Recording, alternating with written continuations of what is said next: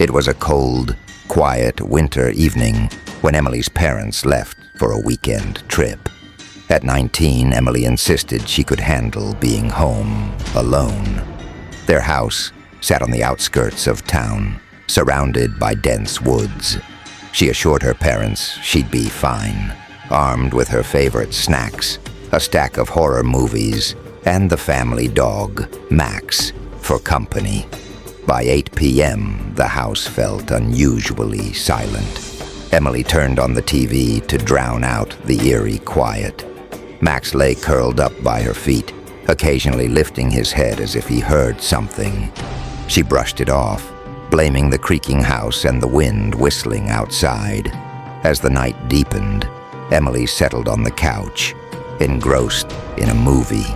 Suddenly, Max growled, a low, menacing sound that made her freeze. He stared at the front door, his ears perked up. Emily paused the movie and listened. At first there was nothing, just the wind. Then she heard it, a faint shuffling sound, like someone dragging their feet on the porch. Her heart raced. She grabbed her phone and texted her parents, but they didn't respond. The shuffling grew louder, followed by a soft knock at the door. Emily's throat went dry. "Who is it?" she called out, trying to sound brave. No answer. Max barked furiously, his hackles raised. Emily peeked through the peephole but saw nothing.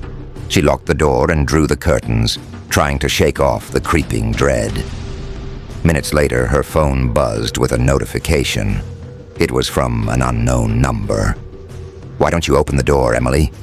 Her blood ran cold. How did they know her name? She tried calling the number, but it went straight to voicemail. She checked the locks again and armed herself with a kitchen knife. Suddenly the power went out, plunging the house into darkness. Emily's heart pounded as she fumbled for a flashlight. Max barked again, this time at the back door. She tiptoed toward the sound, flashlight in one hand and knife in the other. The back door was slightly ajar. She was certain she had locked it earlier. Her stomach churned as she pushed it shut and locked it again. As she turned, she heard footsteps upstairs. "Is someone there?" she yelled, her voice trembling. No response. Gathering her courage, she climbed the stairs, Max by her side. The hallway was pitch black, but she could hear faint breathing coming from her bedroom. She swung the door open and shone the flashlight inside. The room was empty, but the window was wide open, curtains billowing in the icy wind. On her bed was a single Polaroid photo. It was a picture of her sitting on the couch earlier that evening, watching the movie. Her stomach dropped. Someone had been in the house. Panicking, she called 911. The operator assured her that officers were on their way. Emily and Max huddled in the corner of the living room, waiting. The minutes felt like hours. Finally, red and blue lights flashed outside. The police searched the house and the surrounding woods, but found no one. However, they did find muddy footprints leading from the back door to the woods. Emily stayed with a neighbor that night, too shaken to return home. The intruder was never caught, and the mystery of how they knew her name or managed to take that photo remains unsolved. To this day, Emily refuses to stay home alone. She always feels like someone is watching, especially when the house gets too quiet. Months passed, but Emily couldn't shake the fear that lingered after that night. She moved back in with her parents and avoided being home alone. Though life returned to a semblance of normalcy, she often felt like someone was watching her, even in crowded places. Her parents, dismissing her fears as paranoia, encouraged her to focus on her studies. But Emily couldn't forget the photo left on her bed or the footsteps in the house. One evening, her parents announced they'd be attending a late-night event. Emily begged them not to leave her alone, but they laughed it off, assuring her the house was secure. Reluctantly, she agreed to stay. locking every door and window after they left. She settled on the couch with Max and tried to distract herself with a book. The house was quiet, save for the occasional creak of the floorboards. Around 9 p.m., her phone buzzed with a notification. It was a photo. Her blood turned to ice. It was a picture of her parents, sitting in their car, parked at a gas station. The message read, "You're not really alone, are you?" Emily's hands trembled as she tried to call her parents. The call didn't go through. She sent them frantic texts, but there was no response. Max barked suddenly, his eyes fixed on the kitchen. Grabbing a knife, Emily slowly approached the kitchen door. She could hear faint scratching, like nails on glass. Peeking around the corner, she saw a shadow moving outside the window. It was tall and unnaturally still, as though waiting for her to notice. Emily's breath hitched as the figure slowly turned its head, revealing a pale, expressionless face pressed against the glass.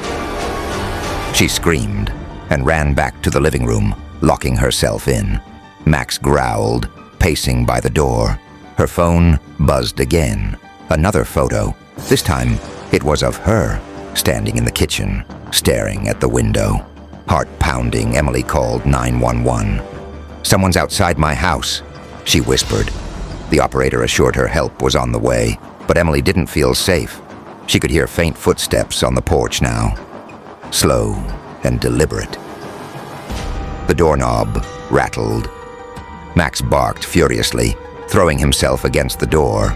Emily pressed herself against the wall, clutching the knife tightly. The rattling stopped, but then she heard another sound, heavy breathing just outside the window. The glass shattered, and Max lunged at the intruder. Emily screamed, running for the stairs as the sound of a struggle filled the house. She locked herself in her bedroom, heart racing. From the window, she saw a dark figure retreating into the woods, dragging something behind it. When the police arrived, they found the house in disarray, but no sign of the intruder.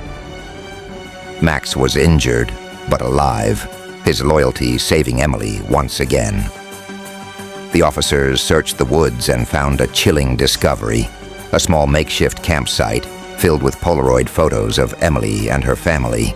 Some dated back years. One officer pulled her aside. "This wasn't random," he said. "Whoever this is, they've been watching you for a long time." Emily and her family moved out of the house the next day. They hoped to leave the nightmare behind, but deep down, Emily knew it wasn't over. The last Polaroid left behind at the campsite showed her asleep in her bed. On the back, a chilling message was scrawled in red ink. "I'll always find you." Emily and her family moved to a new town, far from the woods that had haunted her nightmares. The new house was modern, secure, and located in a busy neighborhood. Emily tried to convince herself that the ordeal was over, but the memory of the Polaroids lingered like a shadow in the back of her mind. For months, life was peaceful. Emily enrolled in college and started therapy to deal with her lingering fear. She even started going out with friends, trying to rebuild her confidence. But one evening, as she was unpacking a box in her room, she found something that made her heart stop. It was a Polaroid. The picture was of her, sitting in her new room, surrounded by the half-unpacked boxes. The realization hit her like a wave. Someone had been inside the house. Emily's parents tried to calm her down, insisting it must have been an old photo mixed in with her belongings. But Emily knew better. The angle of the shot, the lighting, it was recent. That night, Emily couldn't sleep. Every creak of the house, every rustle of the wind sent her heart racing. She kept her phone and a baseball bat by her side, Max curled up protectively at her feet. Around 2 a.m., her phone buzzed with a notification. It was a live stream link. Against her better judgment, she clicked it. The screen showed her house, filmed from the outside. The camera panned slowly, focusing on her bedroom window. Emily's breath caught in her throat.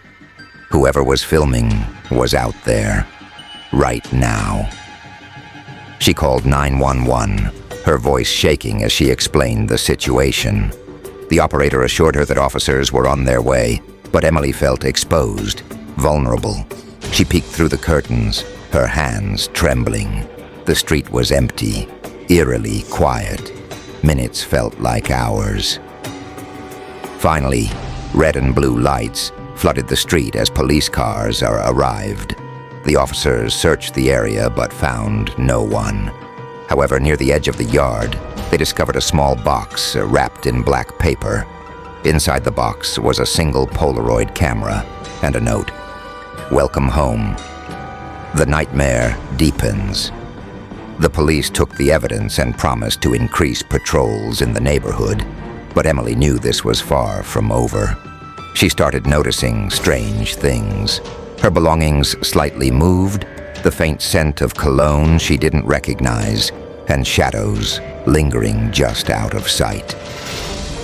One night, she decided to set up cameras around the house. She placed them in every room, determined to catch whoever was tormenting her. For days, nothing unusual appeared on the footage. But on the fifth night, she found something chilling. At exactly 3:15 a.m., the cameras in the living room captured a figure standing by the couch. The person wore a mask, pale, featureless, and hauntingly familiar. They stood still for several minutes, then turned and walked toward the stairs. The footage ended abruptly. Emily's stomach churned as she realized the camera in her bedroom had been disabled. Terrified, she showed the footage to the police. They promised to increase security and advised her to stay with friends or family for a while. Emily moved in with her best friend, Lily, hoping the distance would keep her safe. But the torment followed her. One evening at Lily's apartment, Emily received another photo. This time, it was of her and Lily sitting on the couch, taken from outside the window. Her stalker wasn't just watching, he was escalating. Emily's hands trembled as she showed Lily the photo. Lily's face turned pale, and she immediately closed all the curtains, double-checking the locks on every door and window. "This is insane," Lily whispered, her voice barely audible. They called the police again, but the officers, while sympathetic, had no leads. "It's like this person is a ghost," one officer said, shaking his head. "No fingerprints, no footprints, nothing." Emily and Lily decided to stay awake that night, keeping watch. Armed with a kitchen knife and a baseball bat, they sat in the living room, Max growling softly at every sound. The hours dragged by, the tension thick enough to cut with a knife. Around 3 a.m., Max suddenly bolted to the front door, barking furiously. Emily's heart leapt into her throat. Lily grabbed her phone to call 911 while Emily peeked through the peephole. There was nothing. "Emily, step back," Lily whispered, pulling her away from the door. Suddenly a loud thud came from the back of the house. Both women screamed, rushing toward the kitchen. The back door, which they had locked and bolted, was now wide open, swinging in the cold night air. "Stay here," Lily said, grabbing the bat and stepping cautiously outside. Emily tried to stop her, but Lily was already on the porch, scanning the yard. Max followed, growling and sniffing the air. Emily stood frozen in the doorway, fear rooting her in place. "Do you see anything?" Emily called out. "No, it's just..." Lily's voice cut off abruptly. Emily ran outside to find Lily standing still, her eyes wide with terror. She was staring at the tree line at the edge of the yard. Emily followed her gaze and saw him. The figure stood just beyond the trees, barely visible in the moonlight. He wore the same pale mask, featureless and haunting. In his hand was a Polaroid camera. He raised it slowly, and the flash lit up the darkness. Lily grabbed Emily's arm and they ran back inside, slamming the door behind them. They barricaded it with chairs and the kitchen table, their breaths coming in ragged gasps. The phone rang, making them both jump. Lily answered, her voice shaky. "Hello?" A distorted voice on the other end said, "I told you I'd always find you." Lily hung up, her hands shaking uncontrollably. "Emily, what the hell is happening? Who is this guy?" Emily couldn't answer. Her mind raced, trying to piece together why this was happening. What did he want? Why was he tormenting her? Suddenly the power went out, plunging the house into darkness. The only light came from their phones and the faint glow of the moon through the curtains. Max barked furiously, his growls echoing through the silent house. Emily and Lily clung to each other, every shadow seeming to move. A loud crash came from the living room, the sound of glass shattering. "He's inside," Lily whispered, tears streaming down her face. Emily tightened her grip on the knife. "We have to get out of here." They moved cautiously toward the back door, stepping over the broken glass.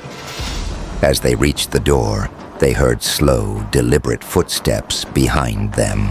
Turning, they saw the masked figure standing in the hallway, the Polaroid camera dangling from his hand. He tilted his head as if studying them and raised the camera. The flash lit up the room, momentarily blinding them. "Run!" Emily screamed, pushing Lily toward the door.